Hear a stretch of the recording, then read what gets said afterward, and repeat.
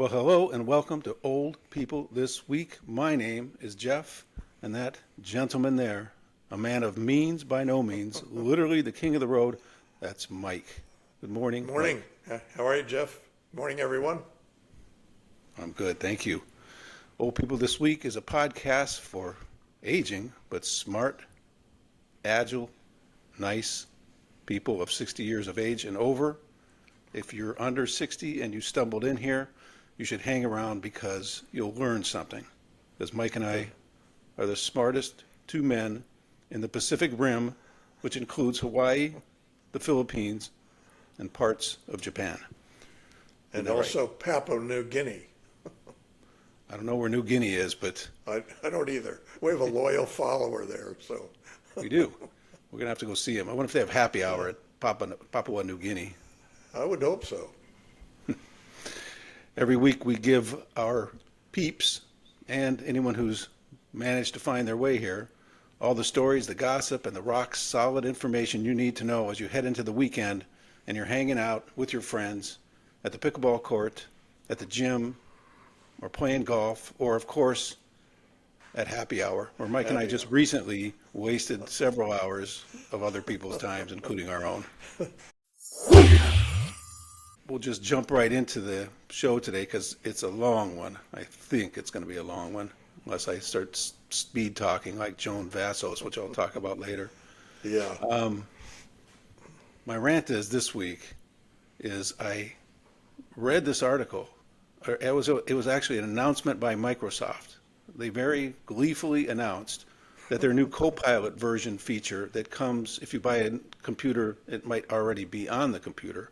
Or if you buy Microsoft Edge to add to your computer, they'll be able to see what you see and hear what you see as you navigate your browser, according to their executive vice president, Yusuf Medhi.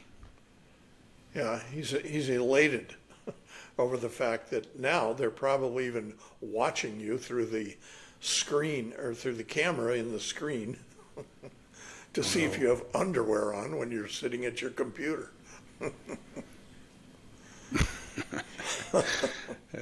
Yeah, they're just a bunch of snoops, and they admit it so openly. They don't even care what they were, if you know anymore. They just say, No. we're doing it, that's it. Who cares? Yeah. You're out of luck.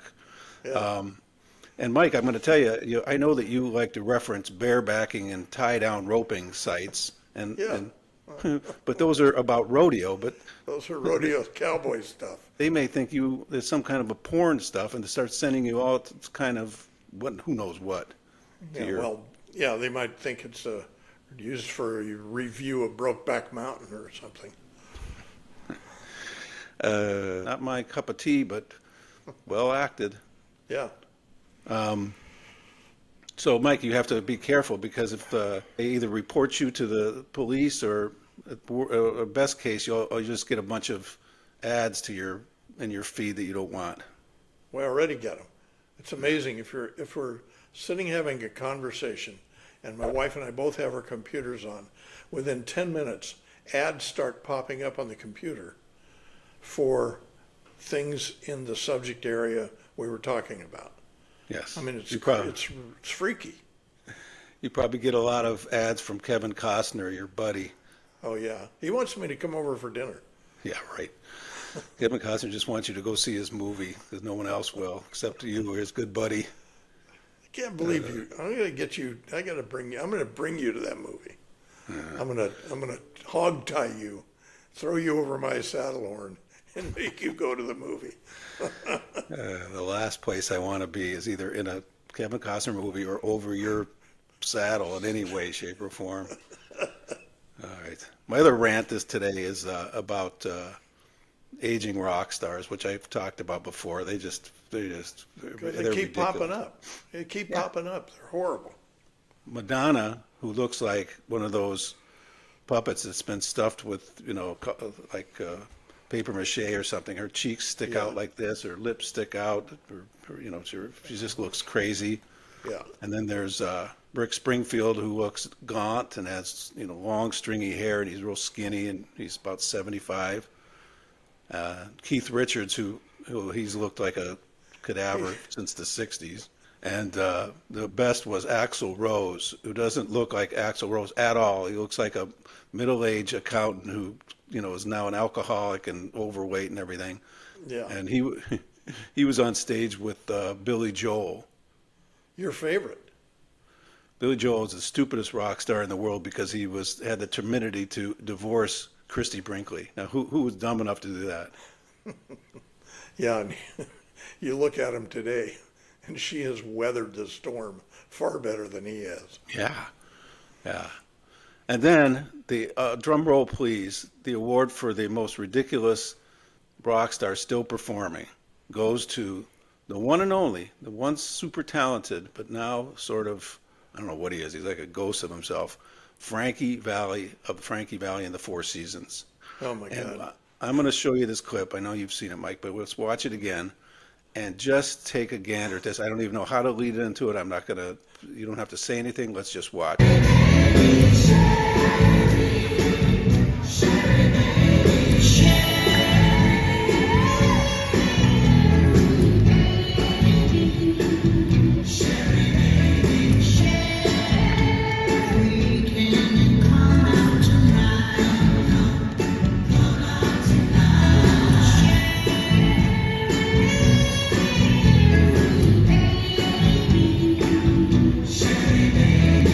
See Frankie Valli when he makes his entrance there, it's ridiculous. He's doddering, he's barely moving his lips, he's not singing. That's some kind of a tape feed or Yeah. they put a microphone somewhere on his body and somebody else is singing it, but it's not him, and he looks like he's at death's door.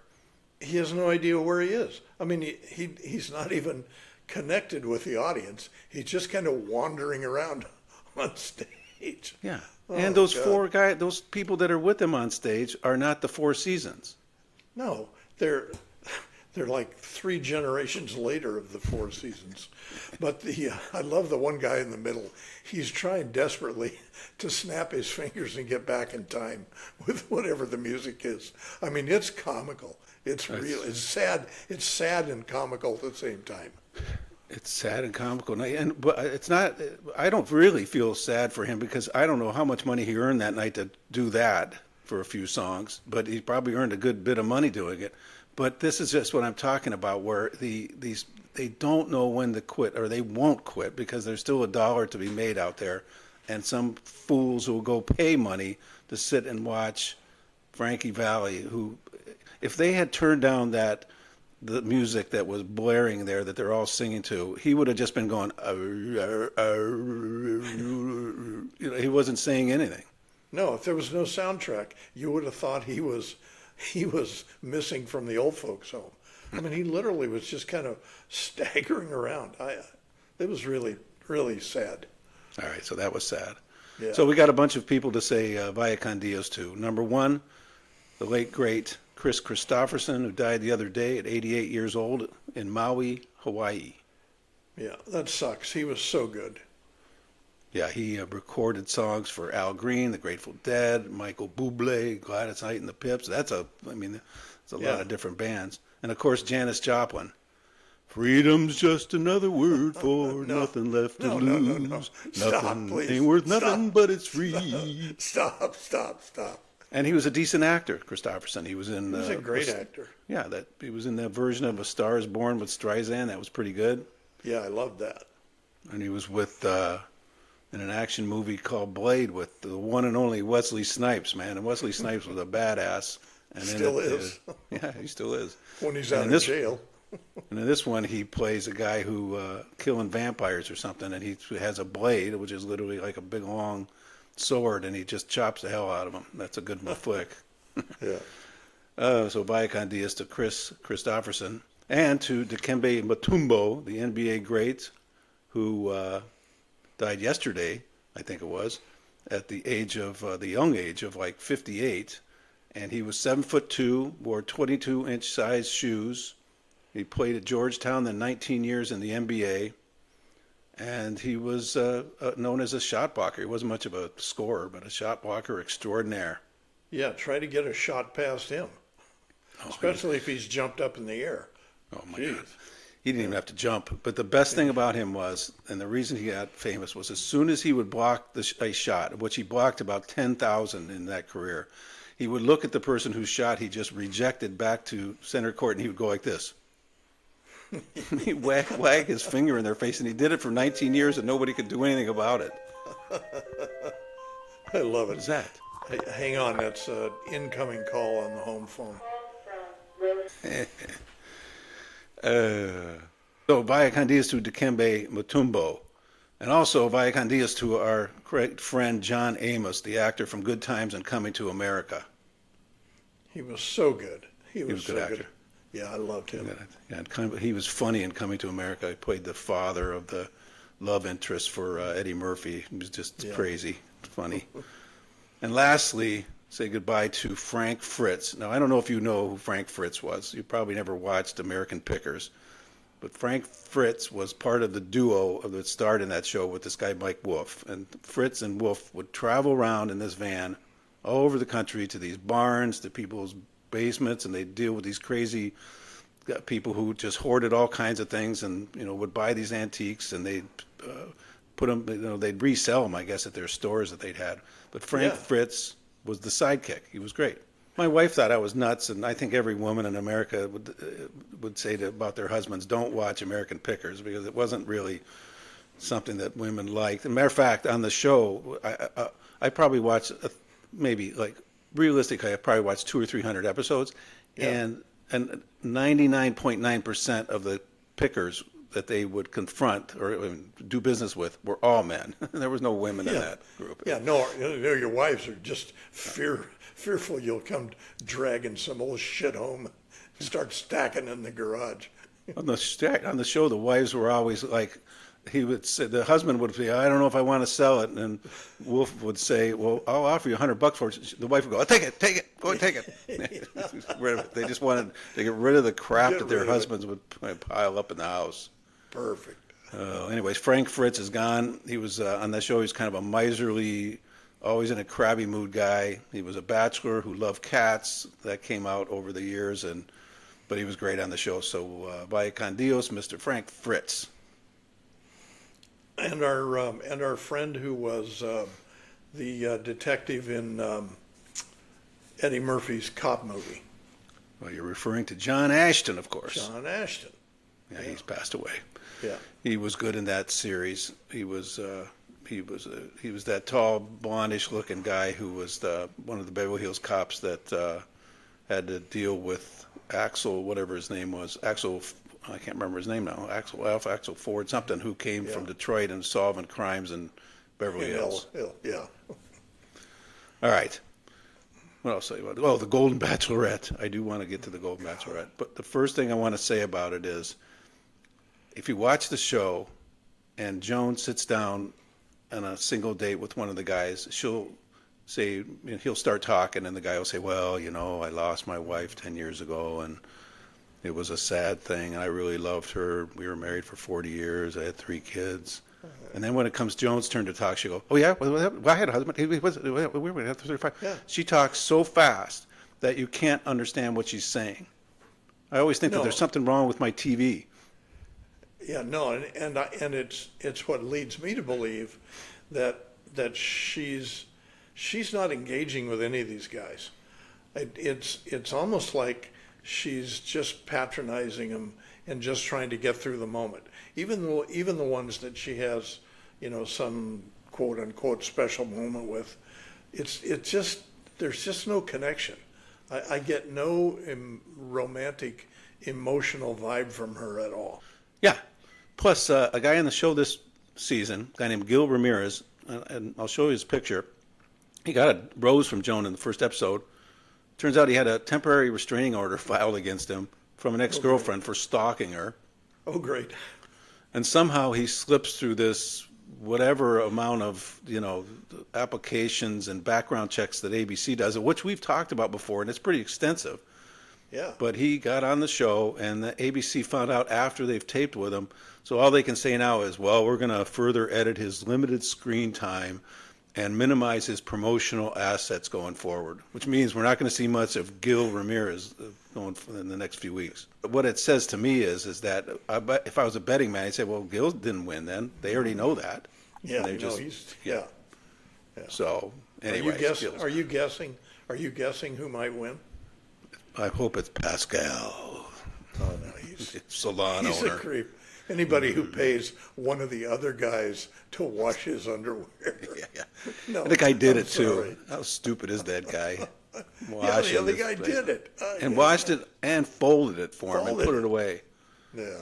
That stupid French accent. No, he's the one we actually used as the model for the guy, for the reason that the show doesn't work, because he's not going to leave Chicago to go live in Maryland with anybody, because he's a Chicagoite, his business is there, his family's there, and he's not going to uproot himself. So I think it's all phony. I think that Joan's already thinking, which one of these guys I can, if I got to marry one of them, they got to come and move to Maryland, because I'm not going anywhere else.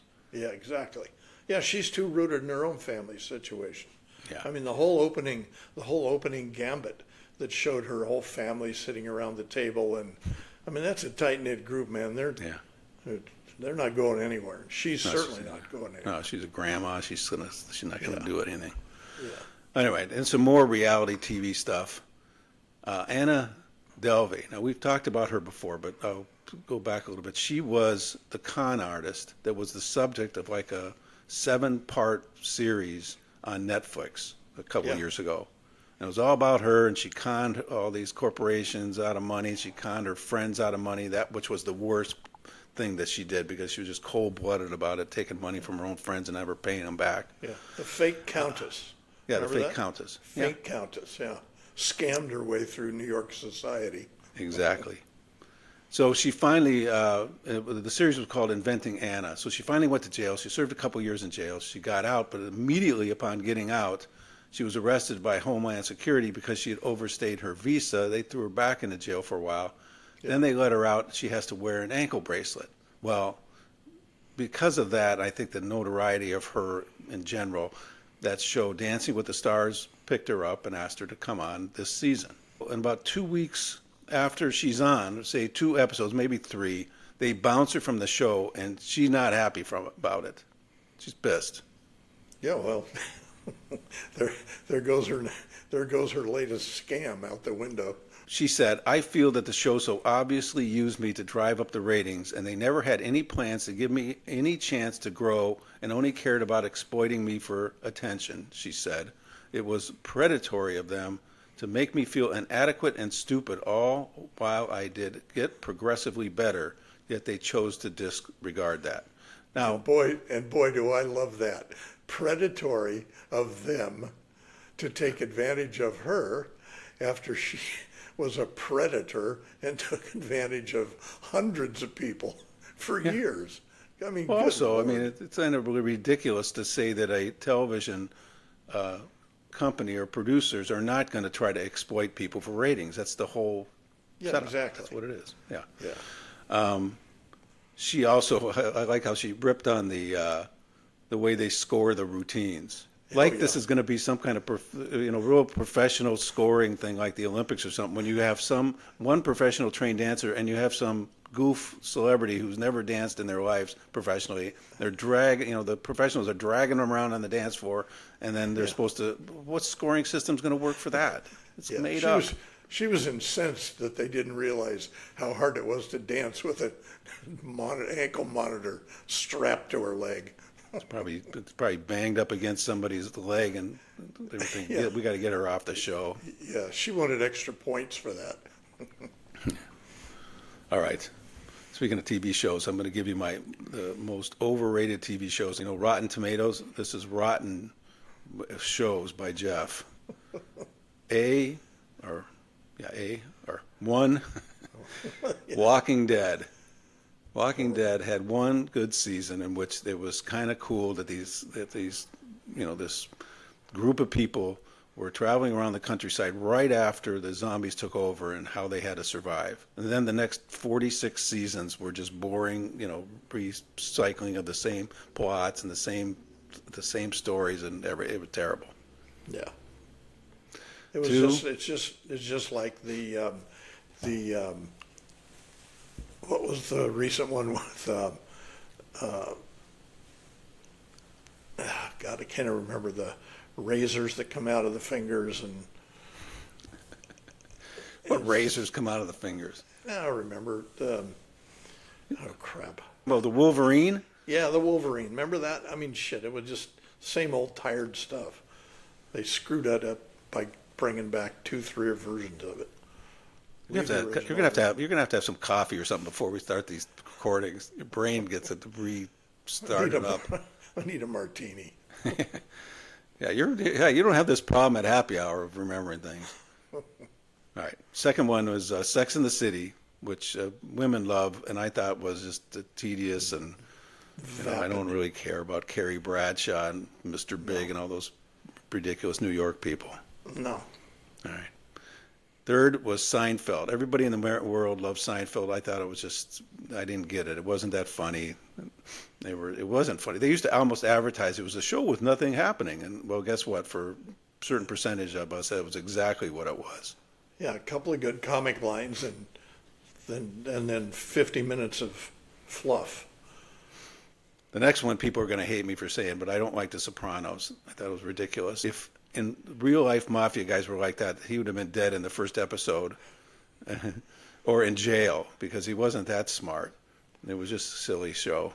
See, if you don't like The Sopranos, that reaffirms my doubt about your judgment about Kevin Costner. Oh, Because The Sopranos I thought was great. I thought it was great. Didn't necessarily need to reflect reality. I thought it was just riveting television. Great characters. I loved it. Yeah. Well, I mean, we can, you have to come up with your own list of what you don't like. Okay. Make sure Costner's on there. And the last one here is Ted Lasso seasons 2 and 3. I don't know if you followed Ted Lasso. Only the first season, which was terrific. Yeah. But it's First the same season's thing right. all over again. Yeah. No, it wasn't. That's the point. The first season, you presented this guy everything was going wrong in his life. He lost his job as a college football coach. He was hired to go to England. He didn't know the first thing about soccer. His wife was ready to divorce him. He was out of his element every step of the way. He gets over there, and the people don't like him. He was hired as a publicity stunt. The players don't like him. It was him against the world, and he slowly spends this season getting the team to understand what he wants to do and how he wants to do it, and it becomes an uplifting sort of look at sports, behind the scenes. Season 2, they get into this whole psychological thing with that assistant coach, and he's got to see a psychologist, and it had nothing to do with soccer, had nothing to do with them getting relegated, which in the soccer world is a big deal. And so, anyways, and 3 went even further downhill. So that's was very disappointing for me. I thought I really was on board with that series and disappointed in it. Well, whatever. Yeah, you just wonder at what point the production teams and the executives are sitting around a conference room and going, wow, that first season was really great. Now let's see what we can do from here. And they rarely get it right. All right, Puffy Putz, I called this one. At a press conference in Texas, Texas-based attorney Tony Busby said he is representing 120 additional accusers with allegations against the entertainment mogul. So not only he has these original filed, some guy pops up out of Texas now with 120 more women who are saying that he did bad things with them, and one of the alleged victims was 9 when the stuff went down between her and Puffy. So he is screwed up. That sounds to me like an attorney who sent out a newsletter and said, if you want to be part of this, come up with a story and let's file a lawsuit. He said he got 3,000 people got in touch with him. Oh, please. Come on. I know I only sent in about 50 complaints. Yeah. I figured he'd cover me and I'd make $1 million or $2 before they realize that I don't know Puffy. And I could tell a whole story. Oh, yeah, he molested me in a dark bar. Yeah, I think it was him. Yeah, it didn't work, though. All right, I'll tell you, I'm not into that guy, Puffy. And I'm not into those TV shows I just mentioned, but you know what I am into? I'm on the edge of my chair. Face tattoos. You brought up to Oh. me a while back about Jelly Roll. Jelly Roll. Yeah, because you saw him or at Stagecoach, or you were talking about him Yeah. in regards to Stagecoach and how this Yeah. big fat rapper is now a country star, and I was like, what the hell, who cares? And he's got face tattoos. Well, I was pretty wrong about him because he's like a superstar now. Oh, he's huge. He's huge. He's maybe one of the top 2 or 3 country stars, along with Morgan Wallen and Lainey Wilson. I mean, they own the industry right now. So his real name, Jelly Roll, is Jason Bradley DeFord. He's 39 years old. He goes to jail when he's in his teens. Yeah. And, back and forth, in and out of jail, and gets out, and he decides to clean up his act, and he becomes a rapper. And he's making rap music and selling it on CD out of the back of his car. And years go by. I mean, this is, he's 39 now. This was when he was 20, so like 15, 17 years ago. And he finally starts to catch on. And then somewhere in there, he switches to country music. And he made it on stage at the Grand Ole Opry in 2021. He was invited on stage by another country star. And then in January 23, so less than a year ago, he had his first country #1 hit with a song called Son of a Sinner. Yeah. No, he's a phenomena. In fact, his duet was with Lainey Wilson, and she's the current reigning queen of country. But he's huge, Yeah. literally and figuratively. Yeah, he is huge. He's a And big it's those face tattoos that's killing me. So I start looking around and see who else got a face tattoo. You know who Travis Barker is? No. I think he dates one of the Kardashians, but he's got a woman's face on his neck and the word blessed, which he is blessed because that's the guy who was a drummer in some band that the plane crashed and he was the only one who crawled out alive. Good. And then there's Lil Wayne. Now I know you know who Lil Wayne is because you're better known in that world as Whiz Bang, and you know all the rappers. And this guy has face tattoos. And You're gonna pay a heavy price one of these days. My crew's gonna drive by, and you're gonna be gone. your posse. On his face, he has tattooed the number 17, a bird on his chin, and many more. A bird on his chin. No, I don't get it. Chris Brown. If you see a picture, I'll show a picture of Chris Brown. You would know who he is. He's a big star. On his face, he's got a tattoo of a sneaker, like a Nike sneaker, on the side of his neck over here, hanging down from his ear. It looks ridiculous.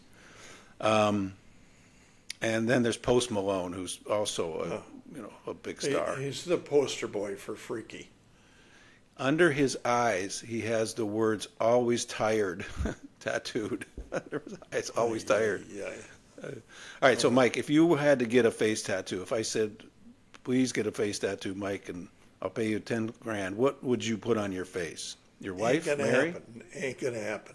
Would you put a rodeo horse on your face? Ain't gonna happen. George Strait? Never in your lifetime. Would you Will put Whiz see? Bang here? Underneath It's your just- show. It's unfathomable self-degradation. I just don't get it. I just don't get it. Well, if you don't want to, I'll tell you what, they sell fake face tattoos on Etsy. Why don't we get a couple and put them all over our face and go to happy hour and bob else- our heads? What else were we going to do? Last week you were talking about doing something else we were going to do at happy hour. We're going to ride our hobby horses in Our there. hobby horses with our face tattoos. Yeah. We're bopping our That'd do heads it. to the music. That'd do it. You'll never find another love like mine. No, don't. Please don't. You were going to tell me, by the way, when I saw you last, you referred to, I think it was the CMAs and Beyonce. So what happened? Yeah. Well, she's the answer to a question the country music industry never asked. I mean, it's ludicrous. Oh, didn't she have a bunch of nominations? She was nominated for 13 awards, didn't get any. And she's got a following, and she ought to stay in her lane, that's all. Yeah, I mean, that's the question, is whether or not an artist can, how far out of their lane can they get? But look, it didn't hurt Jelly Roll to get out of rap and go into country. So I think that I don't know. I don't know. I don't know. It just the difference is the music he's doing is really good. Yeah. And the song she did was just crap. I mean, it just wasn't a good song. Well, So well, that's yeah. fair. Then I mean, it just didn't music just didn't resonate with the voters Yeah. for the CMAs. yeah. All right, this is time for the weekly PSA that we do. Our public service announcement for all people 60 years and older have to know this material, have to know what's going on. So we Saving humanity. saving humanity one old person at a time. One person at a time. That's the noise we make when we're going to have a public service announcement. There's another meat alert. Now, you and I did a story about Boar's Head a few weeks ago and how they had to recall about 1 million pounds of bad bologna from all across the country because they're killing people. Yeah. Well, it turns out 10 people now have died, 59 have been hospitalized, and the U.S. Department of Agriculture shared that it is pursuing a criminal investigation against Boar's Head based on negligent production facility practices. Boarhead executives right now are all jumping to see what their stock is worth. Yeah. Well, documentation that the USDA got that dates back a year and a half shows repeated instances of meat buildup and residue on food contact surfaces like cutting boards, mold, insects, improperly stored product, dripping condensation, and other hygiene issues that the company failed to rectify. Any use of the word dripping around a meat plant is not a good sign. Well, here's what kills me. I know, for example, that you keep a clean kitchen, meaning spotless, and it's, you keep your utensils clean, sharp, put away. You don't have insects running around. You don't have anything going on, right? Well, I pride myself that I pretty much the same thing. Yeah. So, and we're not getting paid for that. We're doing it simply because we're conscientious that's how we live. people. Yeah, That's how we live. But these fools who are getting paid, so they should be more on top of this than the regular average Joe is. They're getting paid for it. They're selling millions of pounds of this stuff, and they got regulations up the wazoo. But instead, they have completely screwed this up, and they've killed people. Hopefully, you're right. Hopefully, their stock just tanks, and hopefully somebody goes to jail because selling bad bologna all over the United States is just ridiculous. It's ridiculous. All right, but it's not as ridiculous as this article I just read. No, it was. These are 8, or no, how many? Let me see one. So let me go quickly look here. 7, as I cut one out, by the way. 7 woke concepts that boomers don't get. Oh, I love this list when you first sent it to me. Well, I put in, the way I want to approach this is, I'm just going to say what these concepts are that we don't get. But by the way, I want to parse this out. They're saying we don't get, or are they saying we don't understand or don't like? I think there's 2 different things going on here. I understand what these things are, but do I necessarily agree with them? That's something else. Yeah, no, I just think they're total horseshit, but, Well, but I understand them. Yeah. All right. So, Yeah. like, gender fluidity is number 1. Do you understand what gender fluidity is? Yes, you do. I know you do. Yeah, and who cares? I mean, it's just, yeah. All right. Number 2, pronoun usage. Do you understand that people want to use pronouns that they're not necessarily he, she based? I guess if you're that confused about your own identity, you need to label yourself. But again, geez. Well, it's not right. It's not labeling like you're making up some word. But I don't like it because I tried to write a story for this podcast a couple weeks ago about a person who is he, she is they, them, and trying to write the story and figure out when I'm using they, them and trying to tell the story about an individual person was almost impossible. But we understand. Mike and I are not going around making fun of anybody, goofing on anybody, or taking it on. So don't blame us boomers for this thing. We understand it. And our plant-based diet, we understand what a plant-based diet is. Yeah. And I would say we agree with it. My own mother had a garden in the back in the 50s, 60s. She grew all kind of vegetables. She would can them. We would eat fresh all summer. Don't tell me this guy's saying that boomers don't like fresh vegetables. What are you, nuts? Yeah. The next one is minimalism. I think Mike and I totally understand what minimalism is.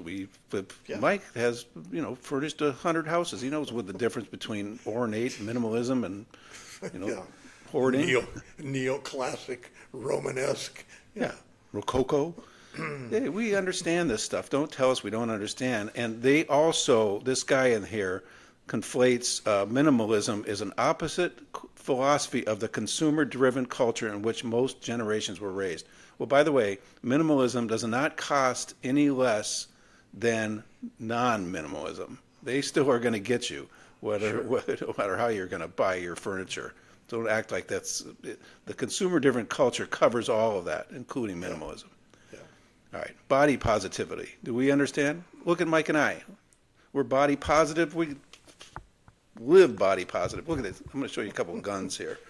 Gun show. There we go. There you go. Gun show. Yeah, so do we agree with it? Of course we agree with it. Half our viewers just left the room. Sick. All right, number 6, online dating. Do you understand? Well, of course we understand online dating. Do we agree with it? No, not for old people. All they're doing is trying to rip you off. No. If you're young and you want to get on Tinder, I don't care what you do. You're good luck finding somebody meaningful online. Here, I'll swipe here. I'll go out with this one. And number 7, gender-neutral bathrooms. I understand what a gender-neutral bathroom is. And by the way, this is not a new concept. If you went to a crowded bar, 1965, and you couldn't get into the men's room or the ladies' room because one or the other had a line, you went in the other one. It was gender-neutral. Yeah, the only criteria was unoccupied. Yeah. So now they're trying to make this big deal that it has to be gender neutral. Who cares? You use the bathroom, go in there, close the door. I don't care. I'm not woke. These fools. I don't like their articles about us. Every article that these guys write is just trying to rip on us. Well, more to the point, they're just making fun of us because they think we're old farts. And you know what? I'm good with that. I perfectly accept the role of an intolerant, crabby old fart. So bring it on. I'll tell you what, if you press that subscribe button, I don't care what you think of us. That's right. All right. Mike, do you know what Moo Deng is? Moodeng. Moo Deng. Well, it's not a dish at a Chinese restaurant. No, did you watch Saturday Night Live? I did, but I didn't see anything on Moo Deng. On the evening news segment with Colin Jost. Oh, they had a bit with that. They had the Asian guy in the cast dressed up as Moo Deng. Oh. It was priceless. Colin Jost almost fell out of his chair laughing so hard.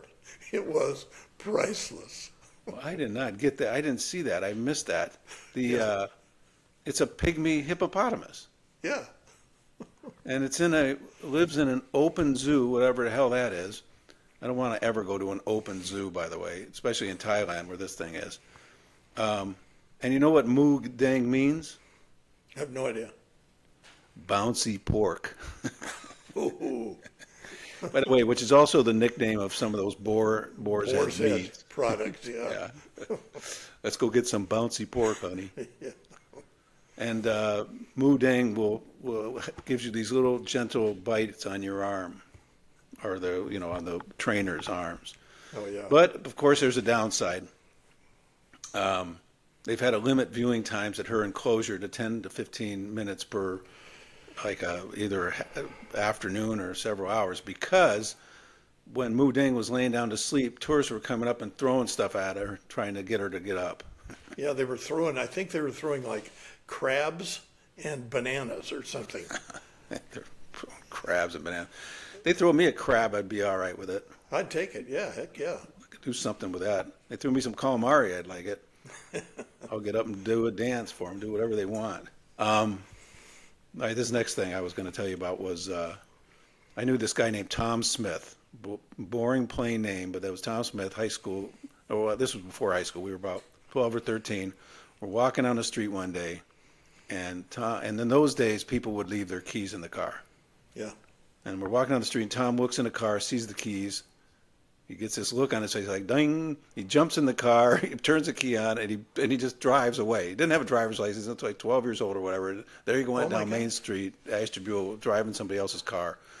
And he drove for about a block or two, parked it somewhere, and then came back laughing his butt off. I was terrified that we were going to get arrested or whatever. But I thought that was the ultimate of gall, of stealing something and joyriding. So I read this story from New York City, of course. A 17-year-old girl was arrested. And by the way, when she was arrested, she was wearing, everything she was wearing was pink, including a pink shower cap. And good. Some unidentified boy, you could see him in some video, boarded an unoccupied train parked in a Queens subway station just after midnight on September 12th and somehow got it running. Like a locomotive? Yeah, so a subway train. And they got it and they crashed it into another train and then they got out and ran. And I thought to myself, hats off to Pink Lady. Smart move. Yeah, well, not only the running, but that was what a gas to say that. Oh my God, I stole a subway train. She'll be talking about that to her grandkids. Somebody's ass got fired over that. I'll guarantee. Yeah, you. well, I don't think that those things start with like a key or something. I mean, you got to sort of know what you're doing. You'd have to know the routine. Yeah. Hey, Bob, did you forget to shut your train off last night after work? Maybe. I don't even know how they start or stop, but I know that they must have to lock them up at least. Well, you'd think so. Stupid. Yeah. And here to end today's fine podcast, our Florida man story with the great title. I love this story. Florida man tries to shoot a puppy, and the puppy shoots him himself. So this guy, now I don't like animals much, but this guy is like, I would never do anything to hurt an animal. This fool, his name is Jerry Allen Bradford, 37 years old. He decides he can't give away these 7 puppies that his other dog had. So he's going to shoot them all. Oh, Jesus. He's going to shoot 7 puppies because he couldn't find them a home. So he's holding 2 of the puppies, one in his arms, another in his left hand. When the dog in his hand wiggled and put its paw on the trigger of the .38 caliber revolver, the gun then discharged and shot him. There we go. Yeah. Justice. Justice. That's right. That's poetic justice if I've ever heard about it. He got just what he deserved. I was thinking that poor old Cricket. You remember Cricket? Yeah. Christy Noam's dog? Christy Noam's dog. Too bad Cricket wasn't armed. Yeah. He'd come back up out of that borrow pit and shot her ass. Shot her ass. You could come after me, Christy? Okay, here. Yeah. Shoot. And then she'd be the one. We haven't heard anything about her lately. She kind of went silent. Before that revelation, she was in line to be. She was being considered to be one of the vice presidential candidates for the Republican Party, and God she comes help out with us. this thing, and then she doubles down on it. Telling everybody she did it, and then it came out of she put it in that book of hers. Yeah. An idiot. Vicious dog. Oh my God. Cricket. All right, everybody, that's the podcast, but we have important announcements, of course. Please subscribe. If you subscribe, Michael will come over to your house and he'll bake you a pie. What kind of pie is that again, with the scallop top or whatever it is? Peach pie with a lattice top. Peach pie with a lattice top. And boy, doesn't that sound good to everybody. Mm-hmm. Boy. Or a gooseberry. What is a gooseberry, pie. by the way? It's a little green berry. Sour as hell, but she makes a great pie. That's something that the geese shit out and that you make pies out of? Well, no, you city boys don't know these things, but this is important culinary knowledge. Yeah. So subscribe, send us an email to oldpeoplethisweek@gmail.com. There is plenty that we can do for you. If you just write us. We can give you advice, dating advice, any kind of advice, money advice, And we're happy to do it. Take all your Yep. comments. If you don't like looking at Mike's face, I know you like looking at my face because it's handsome. Oh, my God. But if you don't like looking at Mike's face or that cue ball head of his, then please check us out on Spotify or Apple where you won't have to look at him. I look, your forehead extends all the way back around to your shirt collar. It was clear to the back. That just shows you the size of my brain, by the way. I know, that's what scares me. A lot of brain encased in that forehead. And check out our Substack, 52tasks.substack.com. Many people like that Substack, and it'll give you a task that you do, and you'll make you into a better person. So that's it. Mike, good seeing you as always. Absolutely. Take care. Take care, and adios, and vaya con Dios to everybody that we said goodbye to today. Later. Okay.